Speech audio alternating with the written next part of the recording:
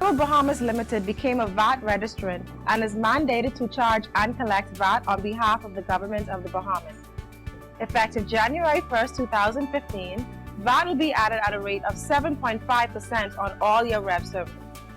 As a result, VAT will be included on all your statements beginning January 2015, and you will be required to pay your bill in full inclusive of the VAT.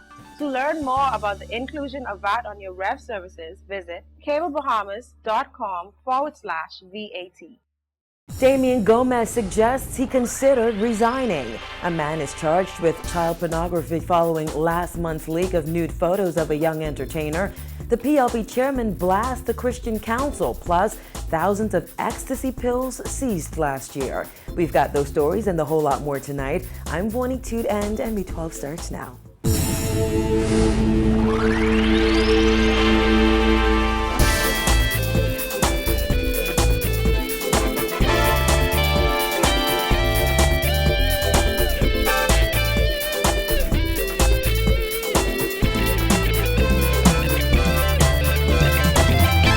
Topping news tonight, Central and South Eleuthera MP Damien Gomez suggested today that he only considered resigning from cabinet after Prime Minister Perry Christie suggested that he leaked a letter to the Nassau Guardian. In that letter, Gomez expressed frustration that things were not happening quickly enough, particularly in his constituency.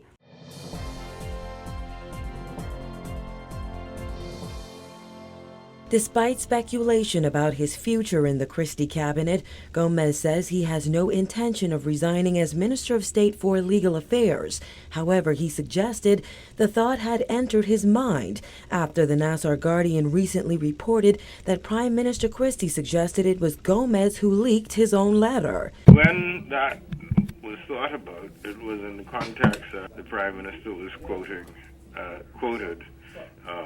as saying words to the effect that I had leaked it. And I had previously told him that I had not. My interpretation of it was that he was asserting that I had lied, and if he believed that, then he would not be in a position to have any confidence in me.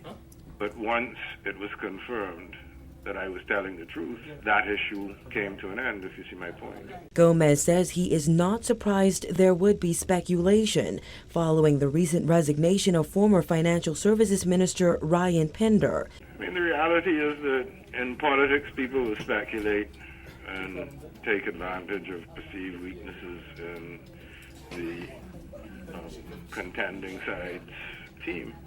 And with Ryan resigning for personal reasons, there's rampant speculation about who else is going to do that. Gomez admits that even during tough economic times, he made a healthy salary.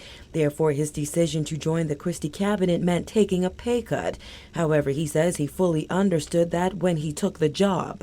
Citing trustworthy sources, the Nassau Guardian's National Review reported last week that Gomez is considering leaving cabinet. Here's what Davis thinks of those claims. Mischief. Political mischief, as usual. Do you think there's no truth to it? I'm not aware of any. I don't think there's any truth to it. Sources say he is frustrated that things are not happening quickly enough, particularly in his Central and South Eleuthera constituency. In fact, a letter Gomez sent to Prime Minister Christie expressing his disappointment was leaked to the Nassau Guardian earlier this month. Christie suggested in an interview with the Guardian it was Gomez who leaked that letter. The PLP MP then fired back, asserting that would mean he lied to Christie and he does not like people questioning his integrity. The Deputy Prime Minister said he found Gomez's comments interesting, but quickly added he does not know the context of his response. I found him interesting too. I will not join an issue with my political colleague. All right, the question of whether a person's a liar or not, it carries it to an extreme. I think whether I believe you or not does not necessarily follow that I deem you to be a liar. It's just that the circumstance of what you're explaining might be unbelievable, but it's not that you may be lying. Asked whether he thinks another cabinet minister's resignation would hurt the Christie administration, Davis said there may be an initial setback or disappointment, but the party will survive. The Progressive Party is a big tent. right? It has withstand the many years of its existence. People come, people go, and it's still here, and it remains. And I think it'll remain. It'll remain after me, after Christie, it's remain after Linden, it's remain after Orwell Turnquist, it's remain after all these persons would have left it. It survived after Ingram, and it's still surviving. So I mean, if one of us leaves the party or resigns from a role we have in the party, I don't think it will cause the party much time. There'll be disappointments, and there may be a momentary setback. But as always, the Progressive Party will rebound, as it usually does.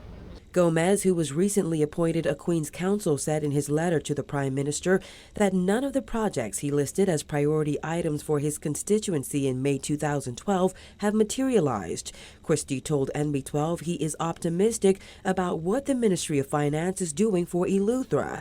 However, he said he has no intention of publicly debating whether government is doing as much as it should for that island. Reporting for NB12, I'm Vonik Toot. From the courts, an 18-year-old has been charged with child pornography more than a month after nude photos of a young female entertainer were widely circulated online. Simone Davis has the details. 18-year-old DeAndre Demerit appeared in magistrate's court charged with child pornography. According to prosecutors on December 14, 2014, he was found in possession of child porn. This allegedly occurred after a series of explicit pictures and video of a local teenage female entertainer were shared on social media. He pleaded not guilty to the charge. However, Magistrate Joyanne Ferguson Pratt stopped the arraignment to acknowledge the similarity between this arraignment and that of Edmund Lewis Jr. on Friday. Lewis is a police officer who was charged with child porn and voyeurism. Ferguson Pratt made a disclosure to clarify that she inadvertently neglected to allow Lewis to determine if he wanted to be tried in the Supreme Court or the Magistrate Court, and then brought him back to court to read his charge again. She noted that she is presently considering how to respond to his bail request and deferred her decision until Thursday. Going back to Demerit, Pratt asked him where he wanted to be tried, to which he responded that he wanted his trial to be in the magistrate's court. He was represented by Muriel DeSille. DeSille made a request for bail, and the magistrate initially replied that it was too late in the afternoon to consider and determine that request. DeSille then argued that Demerit should not be remanded to Her Majesty's prison on such charges, while saying that the prison is already too full. Ferguson Pratt then granted the bail request. Demerit is to reappear in court on February 17th for a status hearing. Demerit was granted bail in the amount of $5,000 in order to check in at the Carmichael Road Police Station once a week. Reporting for NB12, I'm Simone Davis. In other court news, 24-year-old D'Angelo Moss was charged today with the October 10th murder of Jermaine Minnis. According to police reports, Minnis was shot in Nassau Village and died in hospital. Moss was not required to enter a plea and was remanded to prison. He will return to court on March 21st for service of a voluntary bill of indictment. Moss asked to be moved to a different section of the prison to be separated from his two brothers' alleged murderers. Meantime, 20-year-old Roy Stubbs was also charged today with possession of an unlicensed firearm and 4 counts of attempted murder. According to court dockets, 2 of the intended victims are police officers. Stubbs was not required to enter a plea and was remanded to prison. He returns to court on February 17th and March 2nd. Progressive Liberal Party Chairman Bradley Roberts put the Bahamas Christian Council on blast today following the council's assertion that Bahamas Junkanoo Carnival could promote incest and rape. Roberts said in a statement the Christian Council is dead wrong on Junkanoo Carnival and challenged its president, Reverend Ranford Patterson, to present empirical data that proves Carnival will encourage promiscuity and fornication. Roberts said he finds such comments baffling and questioned whether Patterson has ever attended a Boxing Day or New Year's Day Junkanoo parade. Government also addressed the carnival controversy today. The tourism and culture ministers now hope to meet with religious leaders to discuss that issue. Kyle Joaquin tells us more. Culture Minister Danny Johnson says the government will meet with the Bahamas Christian Council to address their concerns surrounding the raciness of those carnival costumes. We spoke with both Johnson and Tourism Minister Obi Wilscombe today, who said despite the tone of that statement, they see nothing wrong with what was said by the Bahamas Christian Council. Of course, their statement consistent with what we want in our country, an image that protects our high standards and to not cheapen anyone in our society, particularly our women. So truth is, we are going to do all we possibly can to ensure that we maintain the high moral standards in the presentation of our culture. That's Tourism Minister Obi Wilchcombe saying the government is A-OK with the statement made by the Bahamas Christian Council. In that statement, the council blasted the culture of carnival, saying they've observed a dethroning and dismissal of what is right and what is wrong regarding feminine modesty in particular. In that statement, Christian Council President Reverend Dr. Ranford Patterson said, "It is believed that once we open these gates, they will be very difficult to close. We call on Bahamians not to fall for the trappings of personal gain at the expense of our nation's soul." The statement also called into question the raciness of carnival costumes. The council believes the costumes will promote promiscuity, rape, fornication, and incest. That's their job. That's what they're supposed to do, and that's what we should be paying attention to in our country. That is why it not only has something to do with what's on stage, but it's also what's on the internet. It's also what's coming out of our mouths and the things that we say and the things that we do. So I support a lot of what is being said, and that is why I said at the end of the day, we have to never reject the words of the Christian Council or the church generally. Wilchcombe says at the end of the day, he understands what the Christian Council is trying to do, and the statement, he said, is consistent with what the government wants to do. We also asked Youth, Sports and Culture Minister Danny Johnson how he felt about the matter. According to him, there is no division between the church and the government. We're always in talks with the Christian community, the religious community, the Bahamian church. There's no divide ever between this government and the church in the Bahamas. We're all churchmen. I go to Transfiguration Baptist Church, Market and VZ Street. But this isn't the first time the Christian Council has hit out at the government over an issue. The government and the Christian Council most recently got into it over the regularization of the web shop industry.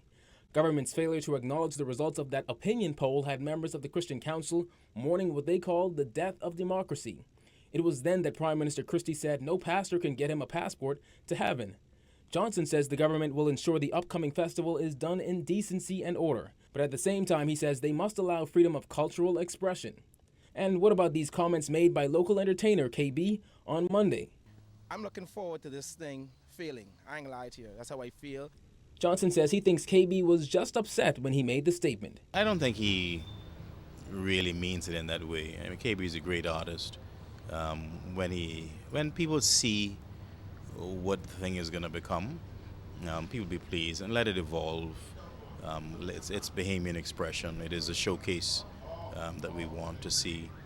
It's just going to be a fantastic expression of all things Bahamian. Now, as for the ordeal surrounding the resignation of 3 members of the Festival Commission due to heavy ministerial interference, the commission, we understand, is meeting today, and Wilchcombe says from here on in, all matters regarding Carnival will be handled by the commission. Reporting for NB12, I'm Kyle Joaquin. When NB12 returns, authorities confiscate thousands of ecstasy pills. The details are after this break.